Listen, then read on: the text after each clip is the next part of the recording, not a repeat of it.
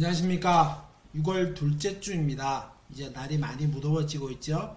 비도 오고 있습니다. 일례 장마철도 되고 하겠지만은 항상 건강 조심하시고요. 오늘은 무인명리 강의로 186번째 시간입니다. 오늘도 수업 시작하겠습니다. 오늘은 천간론 정화의 겨울론에 대해서 수업해 보겠습니다. 봄, 여름, 가을에 왔고요. 오늘은 겨울입니다. 겨울철 정화론 수왕하여 화기가 부실하니 간목을 전용하고 경금을 내용한다. 겨울이라고 하는 것 자체도 수왕하죠. 그래서 추운 절기입니다 라고 얘기하고요. 뜨거운 기세가 부실하니 간목으로서 정화의 기운을 돋구어 줘야 됩니다. 경금을 내용합니다. 그래서 간목의 생조를 받아서 정화가 경금을 녹이면은 용금성기에서 아주 귀한 것을 만들어내겠지요. 겨울 정화는 뿌리가 없어서 허약하다. 정화는 특히 겨울에 뿌리가 없습니다. 힘이 없죠. 그래서 약하다 이런 의미의 뜻이고요. 지지에 화기가 많아 조우가 된 사주는 안락한 생활을 할 수 있을 것이다. 물론 사움이라든가 이렇게 국을 이루면 더 좋겠죠. 겨울철에는 간목, 경금이 모두 있으면은 계기 대성한다. 간목과 경금 모두 투관할 경우에는 갈수록 결실이 커진다. 정화가 겨울에 태어나고 천간에 갑과 경을 가지면은 아주 귀한 사주다라고 했었습니다. 가을까지도 봐준다. 겨울이 가장 좋고 가을이 두 번째로 좋고 갑경이 투관할 경우에는 아주 귀한 사주가 될 것이다. 이렇게 말을 했었습니다. 특히 갑의 생조를 받는 겨울의 정화는 경금을 충분히 녹이기 때문에 경금을 다듬어서 재도 이룰 수 있고요. 그래서 재가 없이 경금이 없이 갑만 있으면은 아주 뛰어난 사람이 되긴 하겠지만은 소득이 없다. 이렇게까지 얘기할 수도 있습니다. 정화일주가 경금을 정연하여 간목을 베어서 제목을 다듬어 사용하는 격으로 가을과 겨울로 갈수록 간목은 크고 경금은 좋은 재질로 만든 칼이나 봄, 여름보다 결실이 더욱 클 것이다. 가을과 겨울에 갑정이 있었을 때 그 크기는 무한하다. 이렇게 얘기하는 겁니다. 간목과 경금이 나오고 지지의 사오미 중에 한 글자라도 있으면은 무토가 필요하다. 특별히 말이 필요 없겠죠. 임계수가 나오더라도 무토는 필요하다. 특히 겨울이라 쟤는 물의 기운이 많이 있습니다. 수기가 상승하는데 임계가 천간에 떴었을 때는 이 무로서 한기를 막아야 됩니다. 무게압표기도 하고 토로서 수를 극하기도 하고 이 한기를 막아야 되기 때문에 겨울에 이 수기가 왕할 때 무토의 작용은 크다. 근데 기토는 좀 약합니다. 기토는 약한 흙이기 때문에 이 수기를 막기는 어렵다.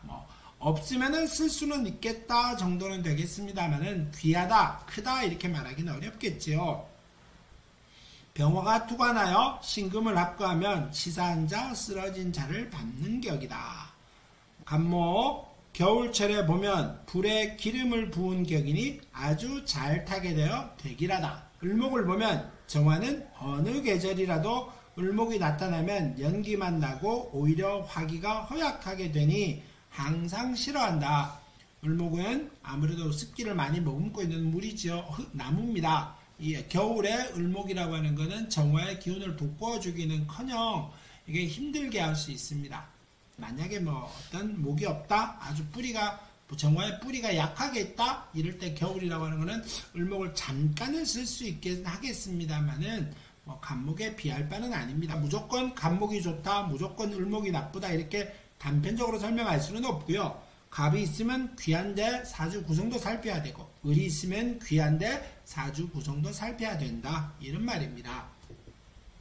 병화를 보면 호롱불 모닥불이 되니 언제 꺼질지도 모르는 상황이 되니 흉하다. 병이 나타나 탈정함을 두려워한다. 병이 나타나면 이 탈정이라고 하면 정의 기운을 뺏어버린다 이런 말입니다. 병이 나타나면은 정화라고 하는 기세는 뜨거운 기세가 약해지겠죠. 우리가 빛을 잃어버린다라고 표현을 합니다.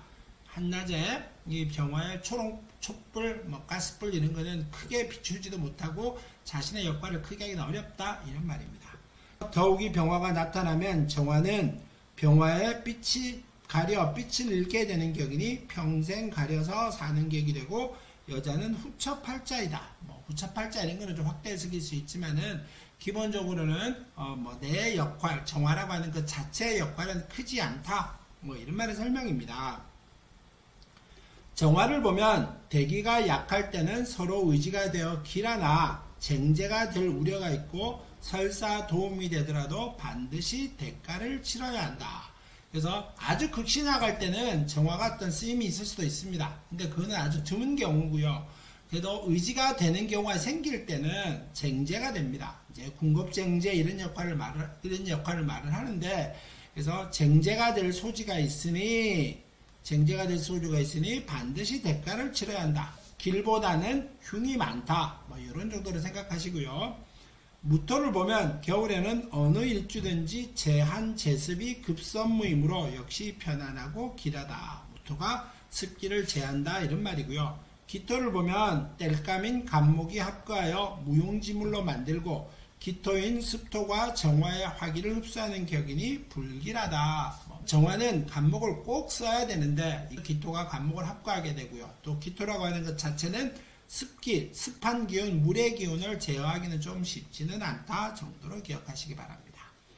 경금을 보면 경금이 재물이고 경금이 있으면서 정화가 할 일이 되는 격이니 길할 것이다. 그래서 간목과 경금이 꼭 필요하기는 한데 간목만 있고 경금이 없으면은 이런 경우는 놀는 선비팔자, 때로는 경금만 있고 간목이 없다 이런 상황이 될 때는 재를 타면서 놀고 다니는 아무 능력도 없으면서 탐한다 이렇게 말을 하지요. 만일 간목이 투관되었다면 대부대기격이 될 것이고요. 신약하다면 그림의 떡 같아 욕심만 부리다 화금만 생기는 격이 될 수 있다. 신약하면은 정화가 있었을 때 경금의 역할이 재를 탐하는 격이 되는 겁니다. 욕심만 부리다가 아무것도 안 되는 허망한 기운이 있겠다 이런 말입니다. 신금이 있으면 사찰 모두 마찬가지로 주옥에 불을 녹이는 격이니 대흉이다. 임수가 있으면 겨울철에 다시 냉기를 더하는 격이 되어 매우 흉할 것이다.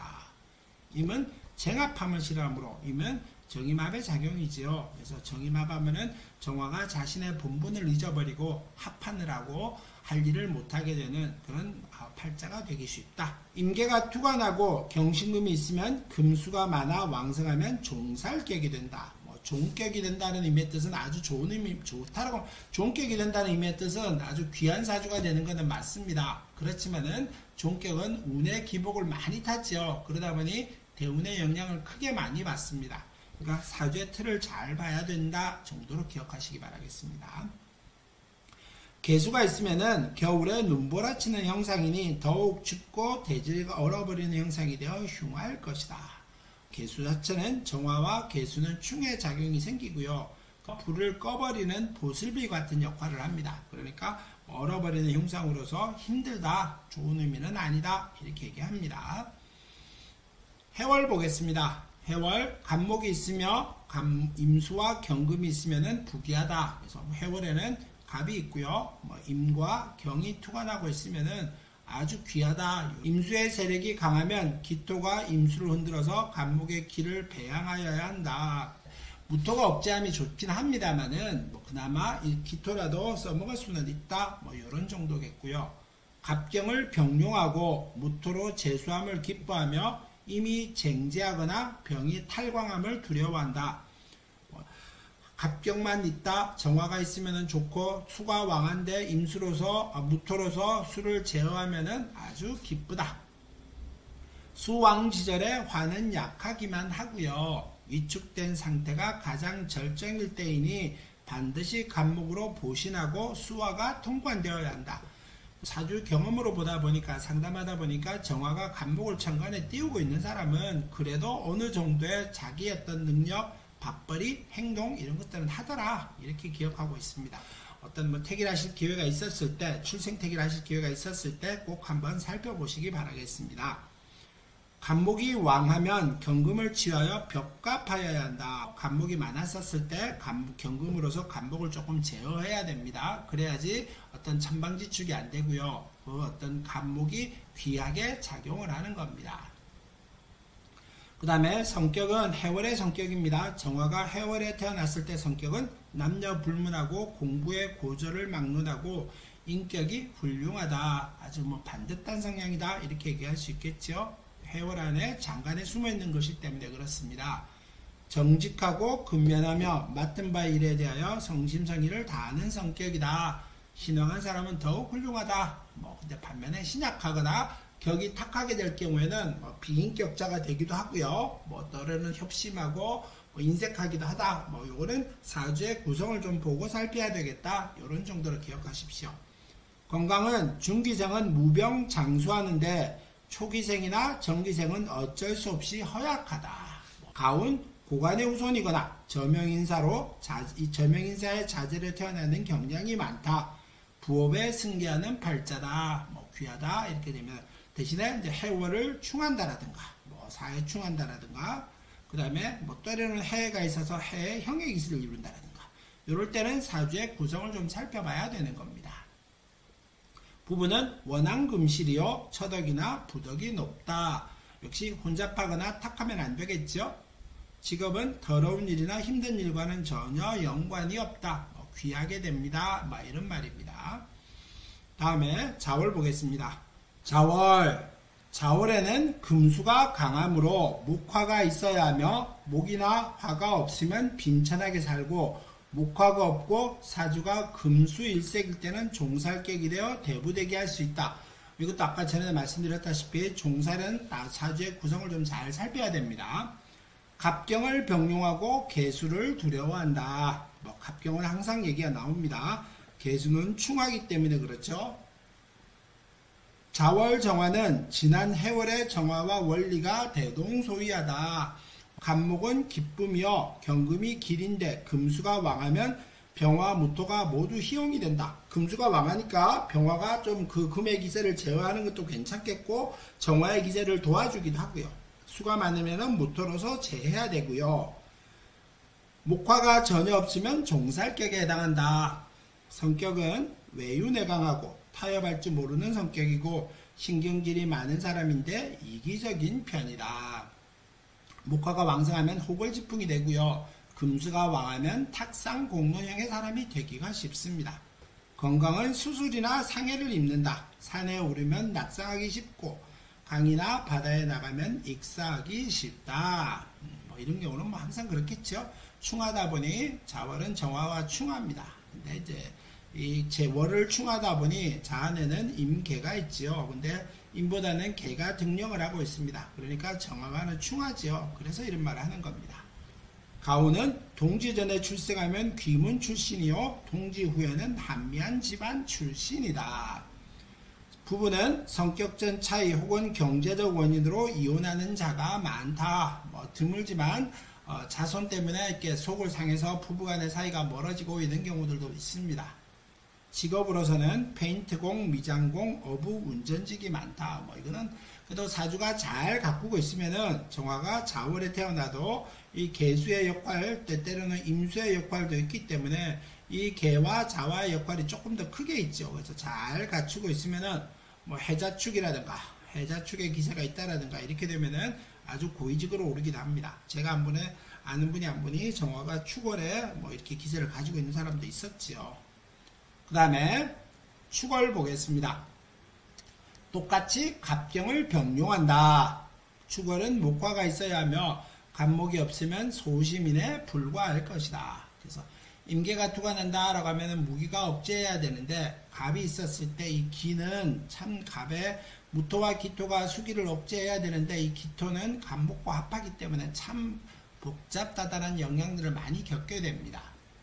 신왕하면 금이 있으며 자수성가하고 권력가가 된다. 신왕한 데는 아주 좋겠다 이런 말이겠고요. 을목을 쓸 때는 반드시 병화의 건조 작업이 선행되어야 한다. 축습토가 왕하니 정화가 대단히 쇠약하다. 축습토가 왕하니 경화가 쇠약하고요. 그 다음에 간목을 용신으로 삼고 경금으로 보조하여야 합니다. 아무래도 축월이다 보니 춥다가 보니 경금보다는 간목으로 정화의 기운을 먼저 돋구어야 됩니다. 간목 경금이 유근하면 반드시 나라의 기둥이 되기도 하고요. 병화를 보면 정화의 빛을 잃게 하므로 병화를 대단히 싫어합니다. 성격은 점잖하고 침착하고 덕성이 있어서 모든 사람과 융화가 잘 되고요. 금수가 왕하면 격이 천하나 엉큼하다. 천하며 엉큼하다. 그 다음에 건강은 신약월이니 식신의 월이므로 건강은 만점이다. 그래서 이럴 때 과음이라든가 그래도 자기 신체 관리를 잘 해야 됩니다. 가운은 부가 출신이 많고 별로 커다란 변화가 없음을 목격하였다. 크게 변화 없다 이런 말이겠고요. 부부는 중기생 남자는 외도로 인하여 가정에 바람잘 날이 없습니다. 그래서 중기생 남자 같은 경우는 항상 끼가 많아서 주간에는 이렇게 신기가 있죠. 그래서 중기생 남자 같은 경우는 재가 있습니다. 그러다 보니 정화는 편재 역할 때문에 바람잘 날이 없습니다. 이런 말입니다. 직업, 축산업, 약초 재배업, 회계사, 약사 등의 활약을 합니다. 아무래도 식신이다 보니 자신이 기르고 키우고 때로는 재배하고 사람들 의약품 이런 거와 관련되어 있는 역할을 한다. 이런 말입니다. 오늘 정화 겨울에 대해서 수업은 여기서 마치도록 하겠습니다. 항상 건강하시고요. 좋은 일만 가득하시기 바라겠습니다. 감사합니다.